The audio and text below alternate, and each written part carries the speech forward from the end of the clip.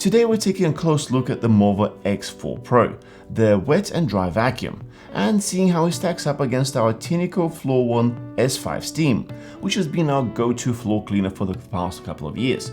We'll go over its features, explore the cleaning capabilities, and dive deeper into the potential marketing trick that we fell for. Let's start with our unboxing of the Mova X4 Pro. We have a bunch of documents, a warranty card, a quick reference sheet with operation tips and warnings, and a thick user manual. Then there's a layer of accessories, including a spare brush, which is always a welcome addition, a pretty non-exciting cleaning brush, as well as a 500ml bottle of multi-surface floor cleaner and a spare filter. Next we have the base station. It's noticeably larger than a typical vacuum station, but given the extra features packed into it, the size is actually an advantage. It features high temperature self-cleaning, using 100-degree hot water to thoroughly rinse the brush, followed by 90-degree hot air drying to prevent mold and odors. It also has two small wheels to assist with the push-in function for the docking of the vacuum. The design is minimalistic and straightforward, with an air drying outlet at the front and a large air drying inlet at the back to ensure efficient airflow, so it's probably best to leave some space between the base and the wall. Moving on to the handle, it has all the main controls.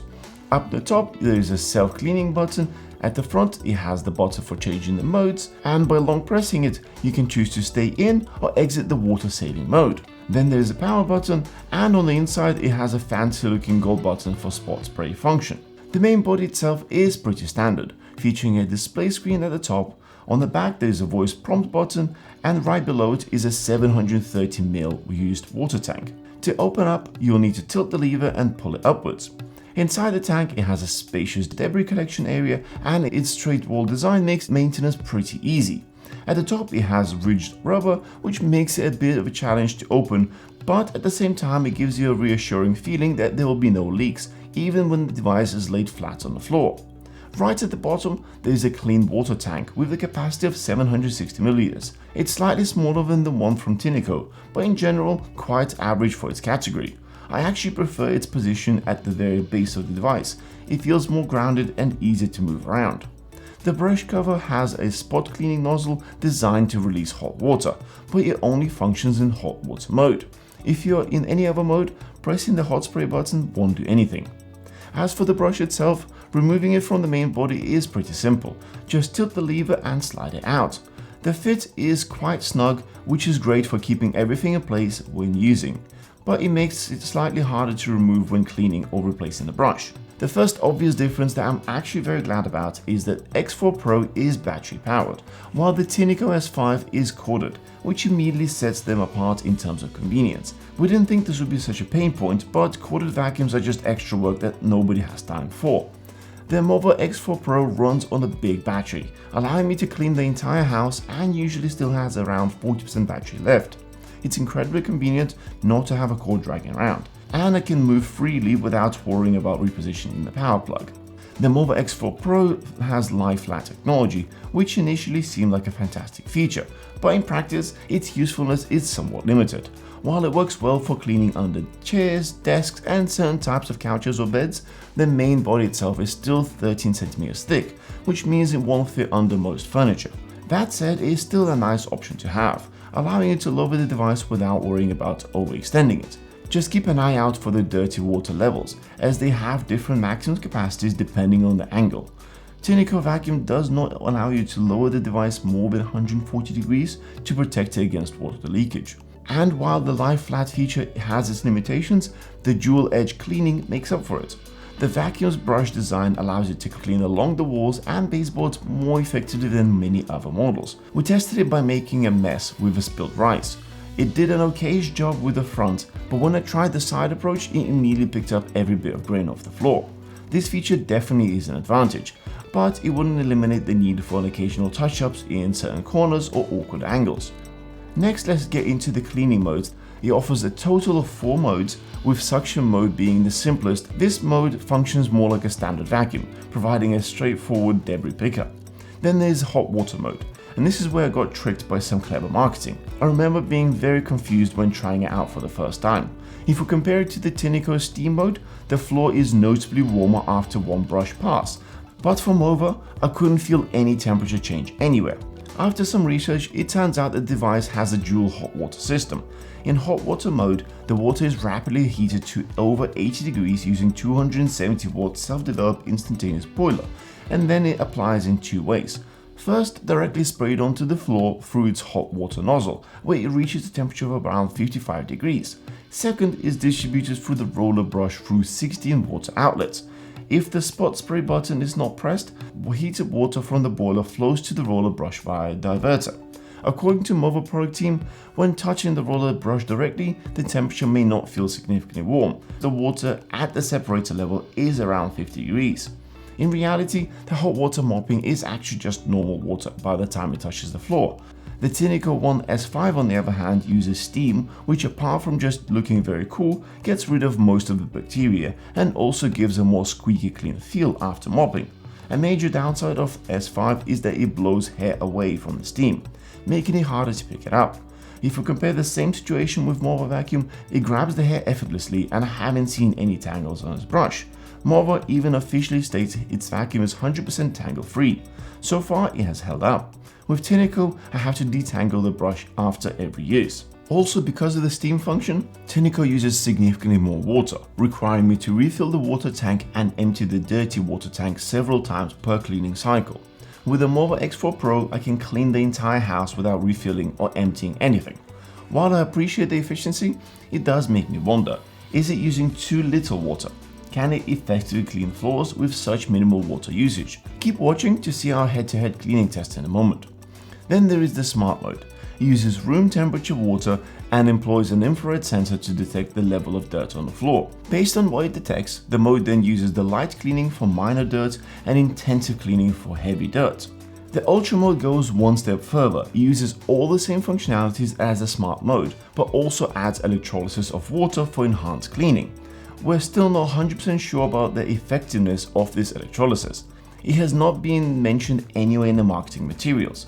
We were informed about this only via an email. After asking for some sort of proof, we got a copy certificate of the electrolysis. Here is an auto-generated translation of it, and a short explanation of this would mean the following. The floor mop claims to generate a disinfecting solution via electrolysis and showed 99.96% kill rate of Candida albicans in a controlled test.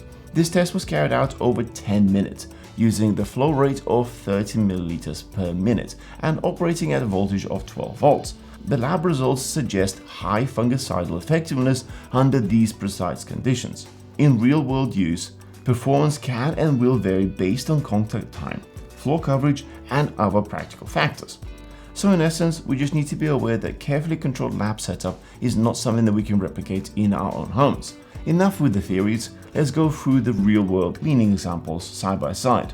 For these tests, we set Tineco on steam mode and Mova was on the hot water mode. First, we start with the dried coffee stains on the kitchen floor. I was expecting it to be more of a challenge, but Tineco cleaned it up in one pass, with no effort at all.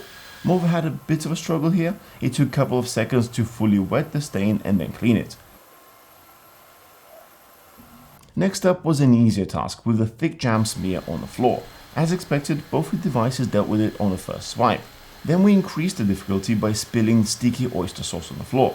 Tineco dealt with it quite nicely, but I noticed now that we should have spent more time focusing on the grout lines. Mova didn't leave any obvious marks on the grout lines, but there are some visible smear marks from the tiny wheels on the sides of the device. Next up, we scattered granola bits all over the floor. For Mova, it was quite an easy task. However, Tineco did show some signs of struggle since the steam was pushing the lighter bits away before I managed to get them, but nevertheless I was able to get them all.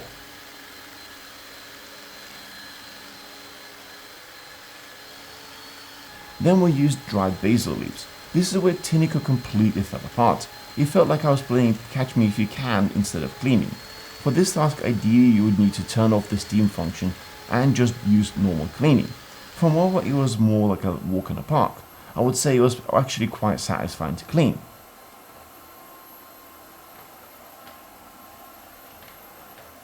For the final test, we used cat litter, specifically pine pellets. Due to their shape and size, the Tineco really struggled to pick them up, and also ended up blowing the fine dust away, making it a miss on both fronts. The Mova handled the dust a bit better, but it faced the same challenges with the pellets, so neither device nailed this one.